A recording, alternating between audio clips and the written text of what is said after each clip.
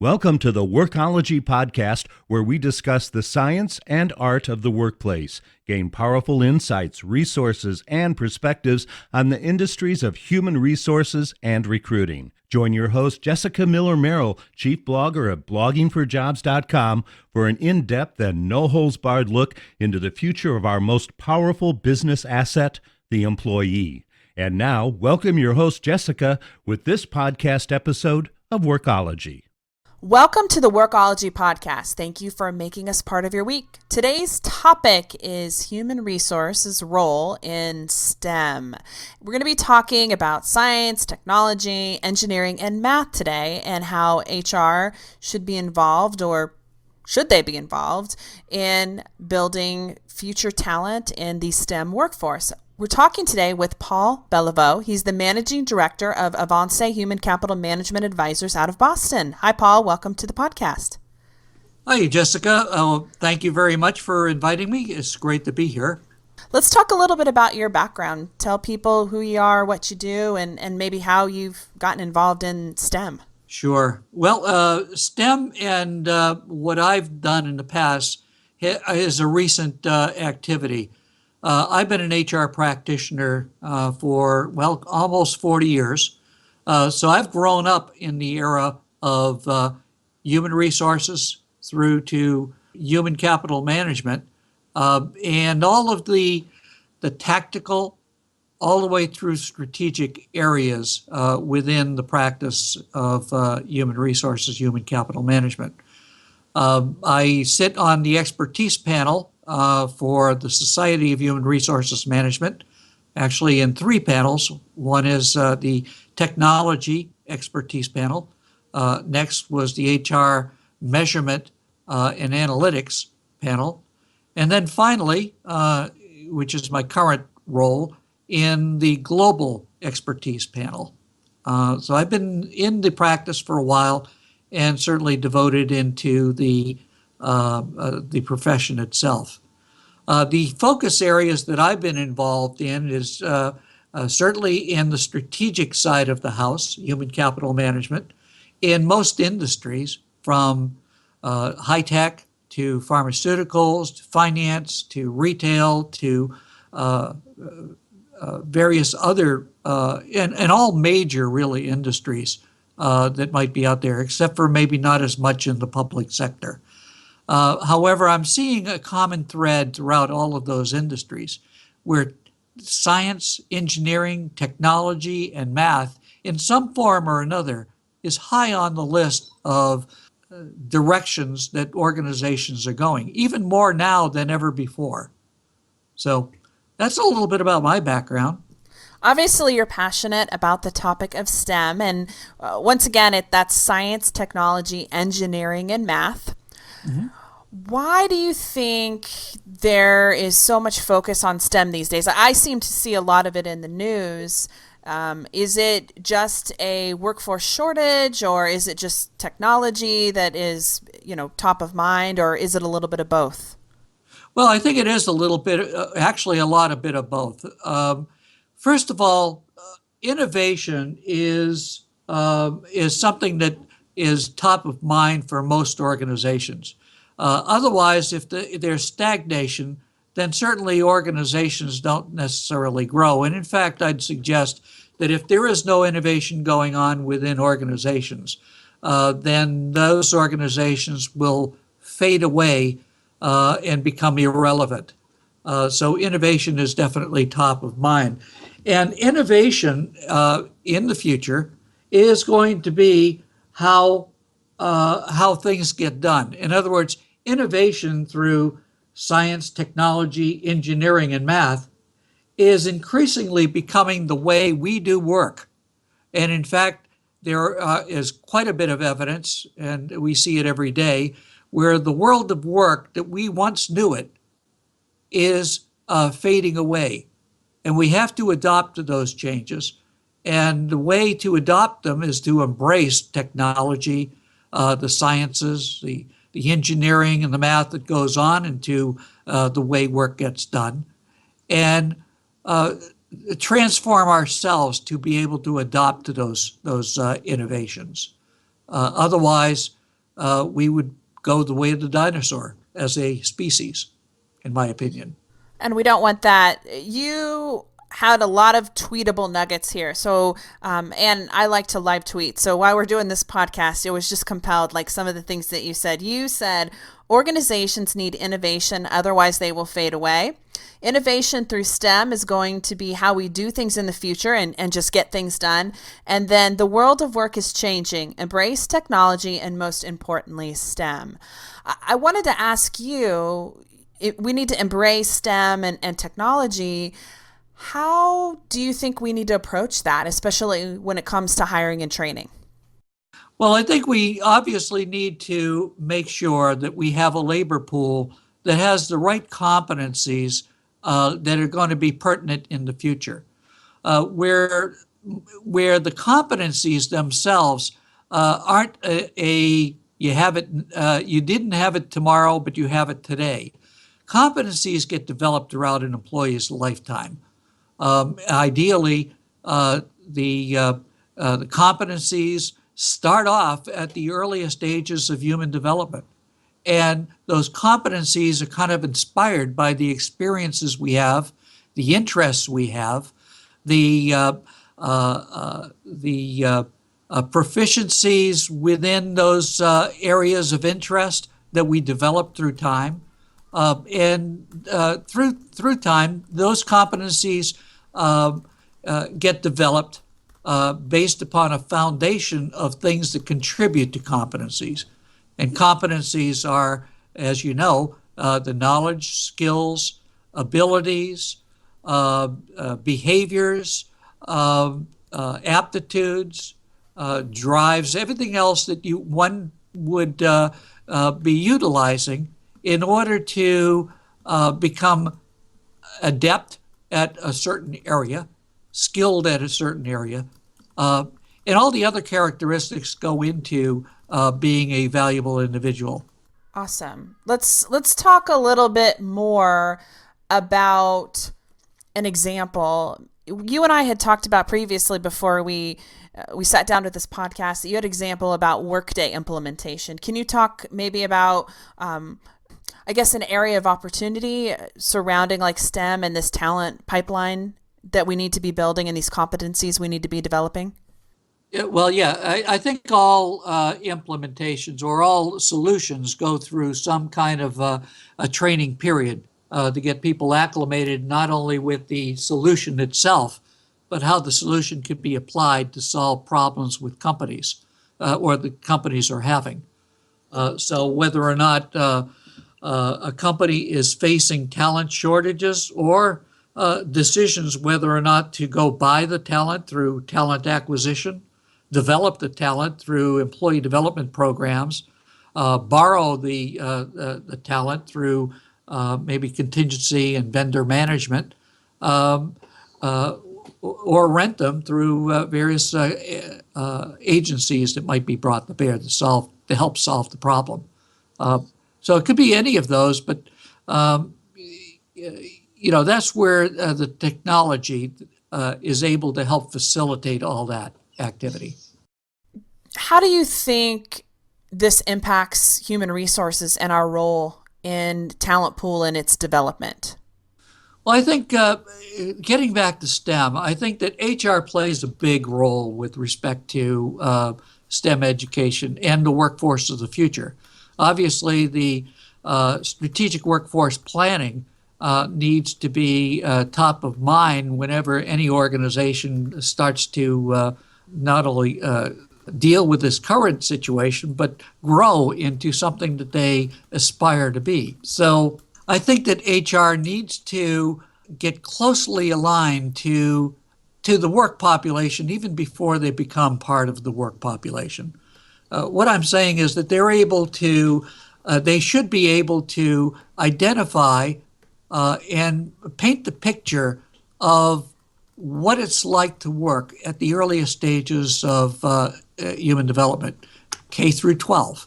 And I'm thinking that the best way to engage the workers of the future is to demonstrate the excitement, maybe stimulate the interest that children at the earliest stages might have that will guide them to the professions, ultimately to the professions that will be able to leverage off of the competencies they start developing at an early age. So, for example, there are lots of technology areas that stimulate interest. We have robots, for example. Robots is definitely an attention grabber, whether it be preschool or as more developed high school and college and thereon. But the interest in those type of things, whether it be robots, whether it be chemistry, whether it be engineering, architecture, etc., develop at a at least the interest develops at an earlier age. That may not be the direction that an individual might follow, but certainly the interest is there. And build upon those interests is one way to get the interest of individuals to follow a particular profession.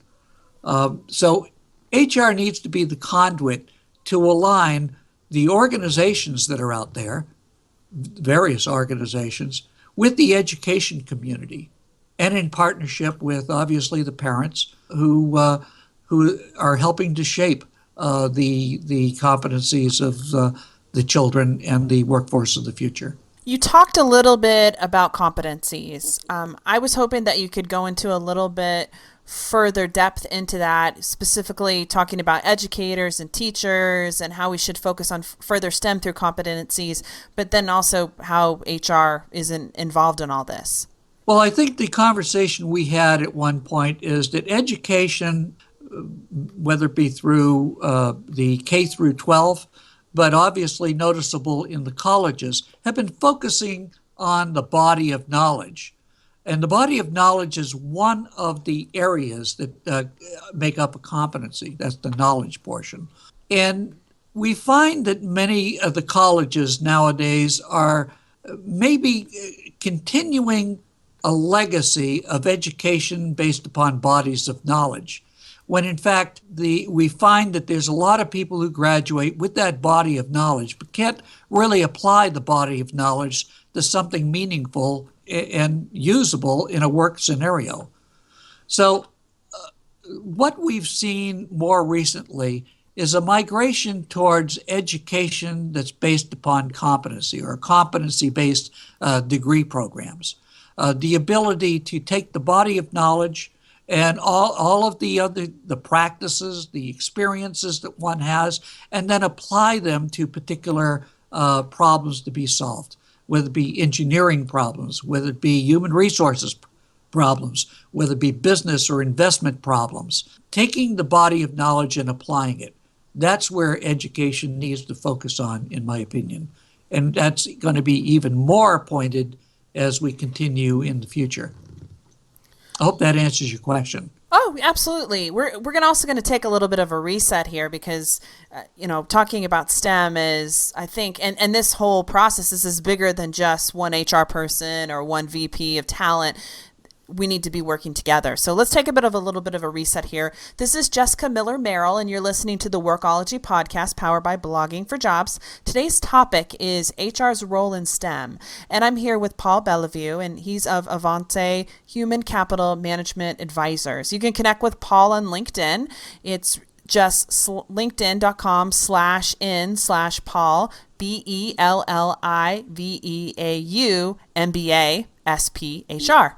We'll have the link also in the transcript of the podcast over on Blogging for Jobs. If you just go over there and put on podcast STEM, you'll be able to be connected to Paul's transcript and all the great content and information that he's sharing. Let's get back here, Paul, and talk about what companies need to do to be able to attract more STEM workers. Is it just strictly culture? Is it compensation?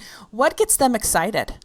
Well, I think what gets them excited is to identify the things that do interest individuals. I think being top of their game is one area. Creating a work environment that will draw individuals, employees in, is definitely going to be, and we're finding that all the time. Where people like Zappos and Google and other powerful innovators are creating work environments that are going to be conducive to the way individuals behave through life. I think that the upcoming generation or generations have a different view of the way work gets done or needs to be done. It's more interwoven with the individual itself. So the combination or the integration of work with life is something that is top of mind, I think, in some of the recent generation. There's really no distinguishable factors that differentiate work and life in many people. It's just what they do through their combined interests. Many times they need to provide a way of not structured schedules, but rather allow work to happen whenever the time is right or ideas come to fruition. So we find an awful lot of flexible work-life schedules being by many organizations. I think that's one area of interest. But the other is to provide, the younger generations with the opportunity to learn and grow within their own organizations. Otherwise, we find that many folks who don't have, are not engaged, do not feel that they're growing, not learning anything, or don't feel that they're able to contribute in a way that they'd like to, either basically just get disengaged and no longer contributing to an organization, or they go find work elsewhere where they can be engaged and get the type of reward, the intrinsic reward from working for an organization that values their input. I think that's probably one of the areas. Any other questions along that? Do you have any questions on that? No, I think we're good. I wanted to talk about, we talked about competencies and education and developing these relationships. Do you think that organizations should be forging relationships with high school students and starting to build those relationships and conversations and talking about, what that company brings to the table as far as opportunities and career advancement in high school with STEM workers? Oh, absolutely. And we're seeing an awful lot of that happening right now. And business and industries have a vested interest in making sure that the upcoming generation is going to have the competencies, as I indicated before, for the workforce of the future. Many of those industries are actually supporting programs and working hand in hand with educators to infuse or integrate STEM education, for example, into the regular classroom. So a good example would be geography is pretty much of a standard subject that we've been enjoying and working with as we educated ourselves in the early years. However, it didn't really offer much in the area of technology, science, math, etc. But there's a way of integrating STEM into a geography lesson. So, for example, if the project or an assignment is to study a particular geography, let's say China, there's not only the social impacts, maybe the geographical, the climate, the terrain of the country itself, but how about exploring things that are geometric based? The ability to interject longitude and latitude and mileage and the volume within a geographical area, the population and the demographics, and this stems from some of the census data, and then using that as kind of an analysis to meet out additional information that you would not normally glean from geography as a subject. That is really happening as we speak.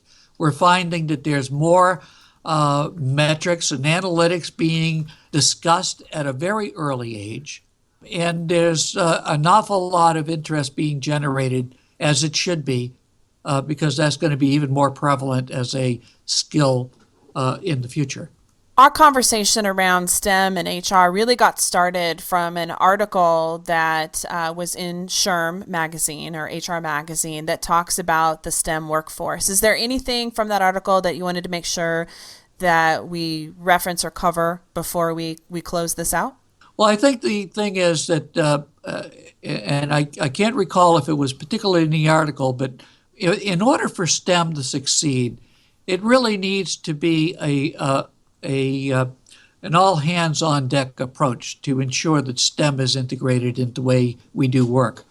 And that requires basically a cooperation of certainly the individuals the organizations who will benefit from a STEM workforce.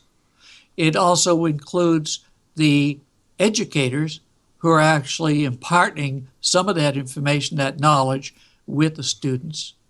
The communities in which the schools operate, they need to be behind it because they need to support it from a financial as well as a motivational perspective. And government. Government needs to make sure that it provides and enables education to happen in a particular way. Provide the funding for it, the strategies behind STEM, the push for it, as well as identifying the various constituencies that can all benefit from a STEM-educated workforce. I think that's going to be definitely an integral part of ensuring that STEM is very successful in the future. Where can people connect with you to learn more about this topic, obviously you're passionate about, and as well as what you are doing and working on? Well, I'm working in the state of New Hampshire, which is where I live. I'm actually on the board of advisors of the STEM committee for SHRM. SHRM is it really stands for Southeastern Regional Education Service Center. And this is basically an organization that's put together to serve as a central repository and support mechanism, a hub, if you will, of education that it provides to the individual school districts on STEM. It focuses on doing the research, identifying various exercises that could be rolled out in class and shared with students. It's resources for funding, resources for teacher development, these sort of things. And that SHRM is actually on the web. You can probably get that up, pull that up at www.sheresc.net. And they have a great repository of information. But it also is an organization that collaborates with other pockets of technology. The Boston Museum of Science, through Yvonne Spicer, Dr. Yvonne Spicer, has an excellent program, Gateway, that is inspiring educators into the world, the inclusive world of STEM education. It actually helps infuse STEM education into the normal classroom and educational programs. MIT does an awful lot of this. Organizations even do an awful lot of that. IBM being a notable organization where it promotes programs at the high school level where for an additional year of high school, it marries with a community college system so that their students are actually taking not only high school courses, but also college courses at the same time. And by the time they graduate from high school, they already have an associate's degree at the college level. So there's a lot of innovative programs going on in that area. And I think even more innovation will be coming on education as time goes along as well. Well, Paul, I want to thank you for joining us today and talking about this topic. This won't be the last time that we're going to hear you covering the subject. Certainly, I think that STEM and HR's role will continue to grow, and the conversation is much needed in the space. Well, great. Well, thank you. And thank you to the listeners for listening and joining us for the Workology podcast, where we discuss the science and art of the workplace, HR, and recruitment. This is Jessica Miller-Merrill. Until next time, you can visit Blogging for Jobs to listen to all our previous Workology podcast episodes.